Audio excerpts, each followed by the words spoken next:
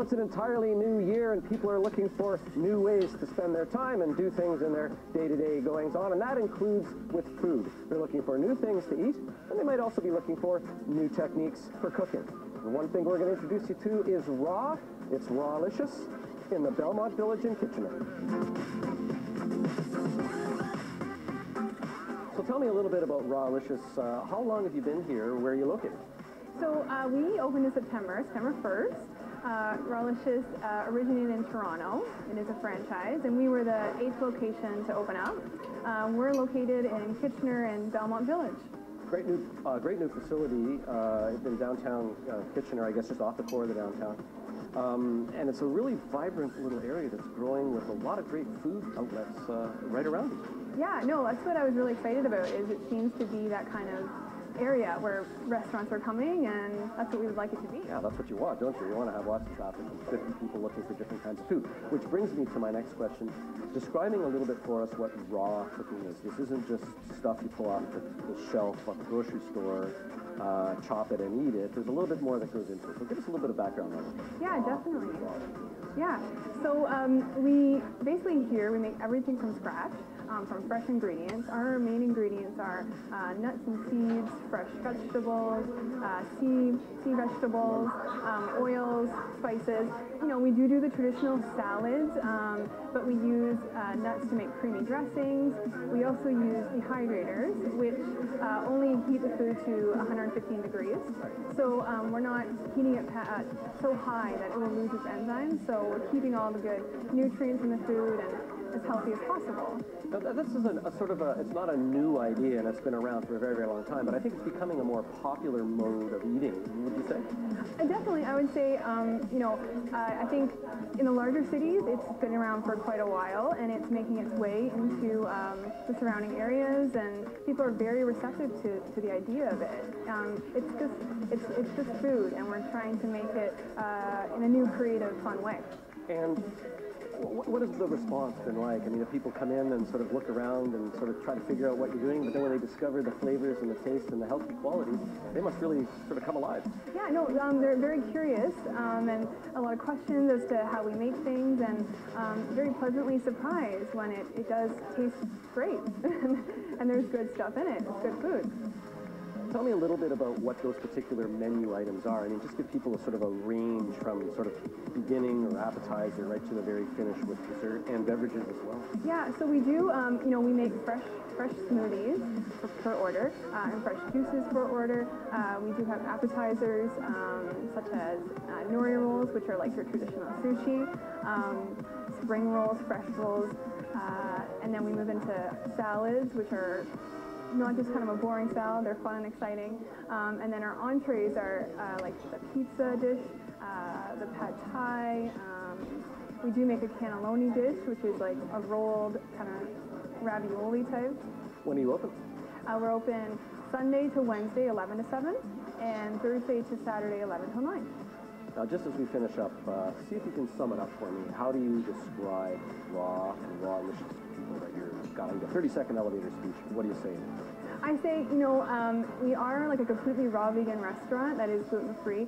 So we appeal to the people that they have dietary restrictions, and it's wonderful food. But we also want to appeal to everyone to just try new ways of eating vegetables and nuts and seeds. And yeah, we're trying to appeal to everyone. Well, our first chore here in the kitchen at Rawlicious is to learn about a technique called spiralizing. Not familiar with the technique when it comes to the culinary end of things, but Kyla Whitmore is here, and she's going to demonstrate a little bit about what spiralizing is. It makes a great salad-like thing. And you're starting off with some zucchini. It's a great product. What do you like about it? I love the taste. I love the fact that it makes amazing noodles for our pasta dishes. Noodles, right. Yes. Right. So we use it to make our bolognese dish, and we also use it in our pad thai dish. Oh, lovely. Yeah. So we got two cuisines that can be used for, Italian and Thai. Yes, yeah. Okay, so spiralizing, I think, is probably easy enough to understand once we see it in action, and what happens with this contraption here. Yes. So this is a fun tool. First, in the kitchen here, we peel the zucchini, and then, simple enough, Now, I think in the medieval ages they had a torture device like this. You know, probably, yeah. And it comes with different blades, so okay, you know, so it's kind of switch dangerous it too, out. I guess. Yeah. And then, yeah, so you just apply some There we go. pressure. Out it comes. And here, we actually use the middle part of the zucchini in our nori rolls. So like our sushi. I should just point out that Kyla here is an architect student, or former architect student, so I imagine she's going to be able to build a pretty nice dish. The other thing we're going to learn a little bit about with raw foods is the fact that there's a lot of substitution that goes along. There's no meat here, but there's a meat substitute that they made from nuts, and we'll get into some of those details a little bit later. But it's very interesting the way they can make substitutions for foods and create lovely, tasty dishes, and ones that, too, are really healthy. Now, this is a bolognese, like a pasta bolognese, and I see some tomatoes. I see a pesto. Are those breadcrumbs? No, those are nuts. No, so this is actually our Parmesan made from Parmesan in air cooled Parmesan. Okay. It's pine nuts, nutritional yeast, and a little bit of salt. It's wonderful. Great texture. Well, let's see how it goes together. Okay. So, our marinara and pesto, which we all make here. Tomato paste? No, it's fresh tomatoes, sun-dried tomatoes, basil, lots of spices. Nice. It's got a great looking texture. It's got a great aroma too. Yeah. And our pesto, fresh basil, sunflower seeds. Sunflower seeds. Yeah. Pesto can really be made with just well. about anything. I can't. I've seen pistachio, Yeah. walnut, pine nuts. Walnuts, we do a lot of that at home. And this is? So this is our nut loaf patty. Okay. It's lots of different nuts and seeds. It looks very dense. It is. Also portobello mushroom, red pepper, onion, lots of spices. And this actually, we use a dehydrator for it. It takes about 24 hours to dehydrate. Okay, maybe we should step back and explain what a food dehydrator is for people. So actually, this is one down here. It heats the food at a really low temperature, so about 115 degrees is what we use as our base. And so it takes a long time. Draws moisture out, which essentially is part of what cooking is, drawing moisture out of something. Yes. To give it a finished product. Yeah, and we just do it at a lower heat to preserve the enzymes. So it stays healthy, stays fresh, stays tasty. Yeah. So what's your favorite thing about this bolognese dish? I personally, I love the taste and I love the texture. It really, to me, feels like a pasta dish. It kind of tricks you, right? Yeah. It's got all the components and all the colors, and then when you taste it, hey, I do find a little bit of that flavor there. Okay, let's see it go together. Okay. So we have a nice bowl of noodles here, basically, noodles. Yes. And then we basically are going to then, combine all of those lovely ingredients. Mix it all up. We're mixed, and we're ready to place. And here goes our bolognese into a nice bowl.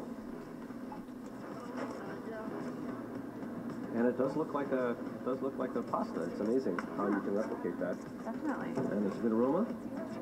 It's a zucchini pesto bolognese. Yes. Well, we've done a couple of pizzas here at Grand River Living, but we've never done a raw pizza, so this will be our first experience, first exposure, shall we say. Tell us a little bit about, first of all, how the crust gets made, because that's the one that I'm most curious about. Okay. So the main ingredients of our crust are carrots, which is in here, with these spices. So we use rosemary, Himalayan pink salt, curry, and thyme. Also some fresh garlic. And then we've got soaked flaxseed, which helps keep the pizza crust together. It's very sticky once you soak it. And sprouted buckwheat. So once you have all these ingredients, it gets put in the food processor. So this gets in here. It gets food processed and ground down and made into this sort of dough, basically. Yeah. And then, so these are our dehydrator sheets. And then you're just going to roll that out or form that as round as sort of... Is this for a personal size pizza, or is this one pizza that people take slices of? So this will form 4 orders of pizza. So it's only minus 30 outside with the wind chill. Not a very welcoming kind of restaurant weather, shall we say, except when you come here and you can have a tropical pizza. Doesn't that sound nice? I think it does. What's on a tropical pizza? Well, tropical pizza has our cashew cheese, which is mainly made with cashews, and our pesto sauce, pineapple, mango, and our red onion. And it gets topped with our pineapple parm and cilantro. Nice. A little bit of red onion will give it just a little bit of bite that plays against the sort of the sweetness of the papaya and mango and the pineapple. Lovely. Yeah. Put it together. Yeah. All right. I would think that a lot of cashews have to give up their lives to make that much Yes. cashew. We do go through cashews. We use them a lot here, yeah. In the desserts as well, they're used a lot. And that's a great looking pesto. Like, great aromas coming from it. What a wonderful color. Yeah, it's, I love our pesto. And again, it looks like if this is for one pizza, you're going through a lot of pesto. It must be pretty high on the prep list of things to do in a day. There are, yeah, a lot of things we go through quite a bit. So the pieces are cut quite large because the dehydrator, it shrinks them a lot.